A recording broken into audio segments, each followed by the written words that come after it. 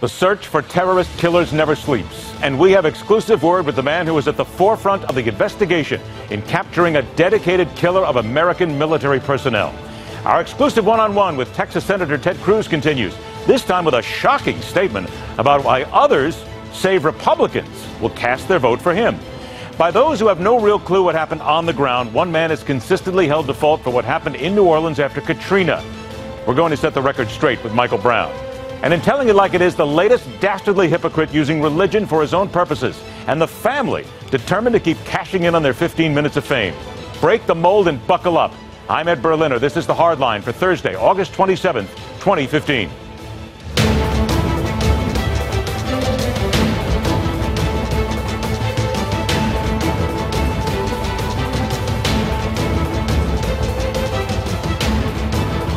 Arab intelligence source tells CNN that Ahmed Al-Mughasil has been captured in Lebanon. A U.S. court indicted him in 2001 for his alleged role in the 1996 bombing of the Khobar Towers, a U.S. military housing complex in Saudi Arabia.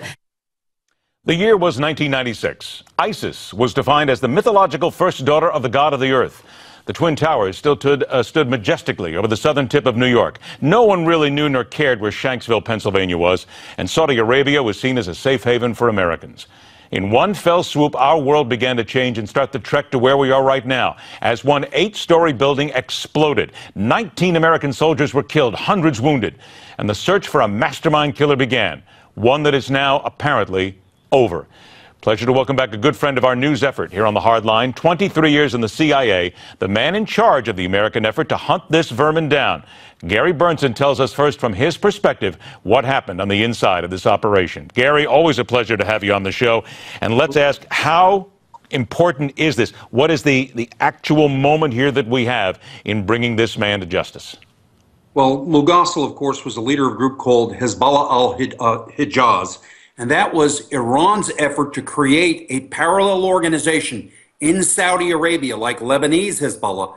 They were trying to build an organization in Saudi Arabia and use that organization to drive the United States out of the Middle East. And Mughasil, the man who has been captured, and a fellow by the name of Al-Hori, together were recruited by the Iranians, built a team, and staged a daring attack where they used 5,000 pounds of explosives in an attempt to murder 400 Americans. Fortunately, an alert tech sergeant who was on the roof, who was keeping watch over that building, saw a huge fuel truck pull up, alerted people for an evacuation. They began the evacuation, and he saved many lives. Sadly, 19 Americans died, but 300 people were injured. We could have lost 400, and this was, again, another major Iranian effort to conduct wholesale murder of Americans back in 1996. Let's focus on the word Iran here, because so many people think that this might have been Al-Qaeda, and that was the initial first thought here. In light of what we're going through right now with the Iranian nuclear deal being struck, the mullahs who say they will do whatever they can to destroy Israel and go after America, do we need to, as a country, understand that with this capture here, Gary, Iran's been at this for decades. They're hardened. They will continue to do this. They don't give a damn who they kill along the way. The nuclear agreement that we're going to sign with Iran doesn't say anything about or cover any of the efforts of the Iranian Revolutionary Guard Corps and its Quds Force to run these very types of operations. What the Iranians did in this case was they waited for Arabs, Saudi Arabs, who were Shia, to travel to Lebanon, recruited a group of people at the Sheikh Al-Zainab Mosque, brought them into Lebanon, trained them, and then sent them to kill Americans. And nothing that we have done right now in our relationship with the Iranians is going to stop them from doing this. Matter of fact, the Iranians are bolder now than they have been since the beginning of the revolution in 1978. With regard to this, Iran brought in a Lebanese Hezbollah member who was an explosives expert who helped put this together. But can we connect what happened here with the Iranian government, with the people in charge, not just an offshoot group here, but the people who are the ones pulling the triggers? Yeah, there was an Iranian brigadier general who was an IRGC member, whose name has been stated in the document, in the indictment, who was pointed out who was the mastermind of this operation. This was an Iranian-conceived, driven operation, funded. They had the whole thing, and they use proxies. But this was a operation completely driven by the Iranians. No doubt at all. The Clinton administration in the 1990s tried to suppress this. Why? It was Louis Freeh, because the Clinton administration didn't want to confront Iran. They did not want conflict with Iran. It was the FBI director, Louis Freeh, that made this public, and it really caused damage between him and the White House when he did this, because he knew this was murder, and he, Louis Freeh, wanted to confront the Iranians and let them know that America would stand against this sort of behavior. Despite the fact that Ahmed Al-Mughasil is now in custody, and we have him, you were involved in this. You know what went on in the investigation. Years, yes. You know the tentacles of this operation and this organization. Despite the fact that he is in custody, is there any doubt in your mind whatsoever that there is still a connection to the Iranian government, that it is still strong, and that whatever organization he was in charge of is to this day, right now, still trying to figure out how to kill more Americans? His partner in this operation, Al-Houri, has not been captured.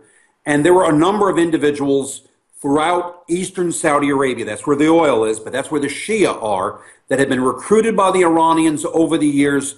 And Iran right now is moving forces into southern Iraq alongside the Iraqi Shia in an effort to penetrate and get inside of Saudi Arabia to destabilize the Saudis. So they're using the same people right now, these same organizations, and they've been doing this for many, many years. Are we able to follow them as far as our intel goes right now, in your opinion? You talk about all these different cockroaches that are still working their way around the Middle East right now and around the world. Do we know where they're at? Are we able to keep in touch with them? Or, once again, are we coming down to more massive intel failures that are going to cost us lives? We knew that Al-Houri and Mughasil fled to Iran, so they were out of our reach. Mughasil appears to have made the mistake of going into Lebanon. The Saudis leveraged security forces there to capture him and bring him back. There's a lot of pieces to this. There's a lot of territory in different jurisdictions and countries that the U.S. government has to deal with. So it's very complex, but you have to know this. Iran will not stop. They're emboldened by the agreement. They're being very, very aggressive right now in terms of leveraging Shia in the south. They leveraged the Shia against us during the Iraq war. They were called the special groups. Now they're using them to go at the Saudis. What does it tell you then? If we have this story, we have this information, we have you, we have people who know about this. Congress, though, is looking at this Iranian nuclear deal, and as we sit here right now, it is a very distinct possibility that this deal will still go through. What does it then say to you when you have lawmakers, people who are charged with protecting this nation, who look at this, who look at the entire the litany of what we have of evidence, and still say, this is our best deal? Americans and those Americans and those members of Congress that are voting with the president are sending a message that they're not prepared to defend American interests. And what it says to me is we will require a disaster in that area before America wakes up and acts to defend its interests and the interests of its allies in the Middle East. It is a very sad day. What about those who say, we're safer now, Gary? You talk about a disaster, but we're actually better now. They couldn't do what they did back in 2001 or 1996. How do you answer those? We are not safer. And let me just say this about Israel. The great danger to Israel right now is that the next round of fighting between Israel and Hezbollah, the Israelis will be attacked with precision-guided weapons from Hezbollah, which were provided by Iran and which the Iranians and Hezbollah are developing together in southern Lebanon. They're building factories there. They're hardening their positions. This will be very, very bad for Israel the next run. 20 seconds left. How long before you think we'll see those weapons in the theater? Minimum 18 to 24 months. But the unfortunate thing about that is the deal will then be done. The deal will be done. The president has enough lapdogs in the Congress that will vote for anything he puts in front of them, regardless of the damage it does to American security. They are useful idiots, as the Iranians refer to the members on the left in the United States. This gets darker and more dangerous every time we talk about it. Gary Berntsen, always a pleasure, my friend. Thanks so much for keeping up on this. We will stay in touch. On deck, the political animal chews up verbal turf on Hillary, a Trump reversal, and shocking new numbers about who a certain faction of America wants as their next president.